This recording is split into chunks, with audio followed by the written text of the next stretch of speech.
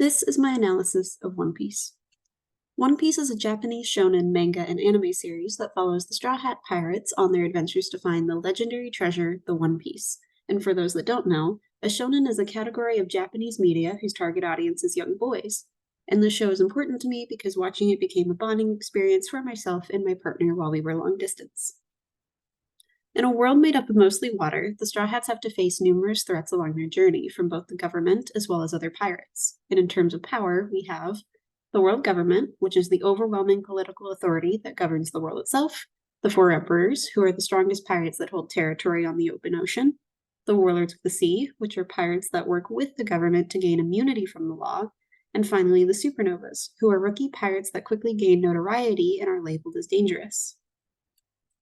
When looking at how these statuses are gendered, we see that in the world government, 12 out of 14 top positions are held by men. In the Four Emperors, it's 3 out of 4 positions. In the Warlords of the Sea, it's 6 out of 7 positions. And finally, in the Supernovas, 11 out of 12 positions are held by men. And it should be noted that the few women included here are all ranked in the lower half of their groups in one way or another in terms of power.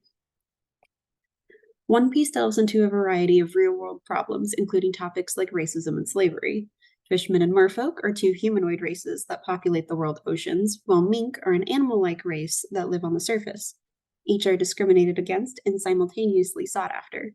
Fishmen and mink are enslaved for their superior physical abilities, while mermaids are sought after for their beauty and entertainment.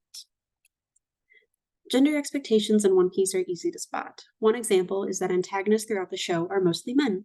Female antagonists are usually seen as joke characters when they stand independently, and they either have to become, or already be, someone else's subordinate in order to be taken seriously. Alvida was the first antagonist featured in the show, but she was defeated in a single punch for comedic relief. And it's important to note that she only later became conventionally attractive when she returned to become the subordinate of a male figure. Men in One Piece are commonly seen to embody masculine traits. They strive to be strong, fearless, and adventurous if they aren't already.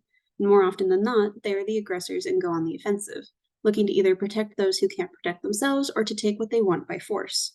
Luffy, the main character, is ambitious and strives to become King of the Pirates, a title that is sought by almost every pirate on the open sea.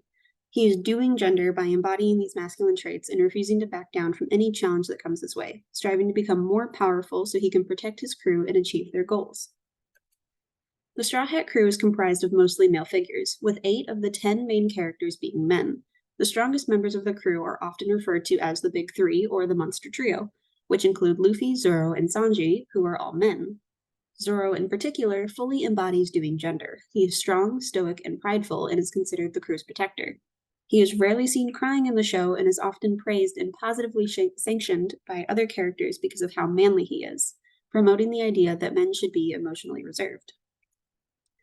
As we've seen previously, women can be seen doing gender by holding the weaker roles in society, with few getting to stand beside the men in power on a semi-equal level. We also see that they are often sexualized with exaggerated anatomy, overly revealing clothing, and suggestive animation. This is usually accompanied by the show promoting heteronormativity by having romantic interest only shown between male and female pairings. Nami, the crew's navigator, is another character that embodies doing gender. She is constantly sexualized, easily frightened, physically weak, and is often negatively sanctioned for being aggressive or showcasing anger. We also see that women need to be rescued by a male protector and are rarely given the chance to stand on their own. Take Rebecca as an example, a champion gladiator who only wins by knocking her opponents out of the ring instead of injuring them.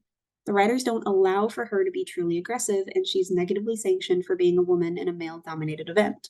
Her armor is also incredibly sexualized and serves no purpose beyond emphasizing her body.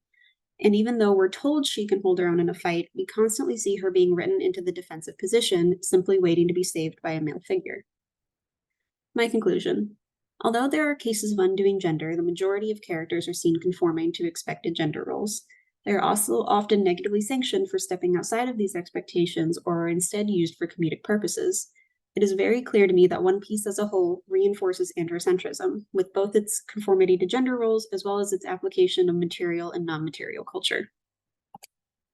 This is my diagram, and this is the end of my presentation.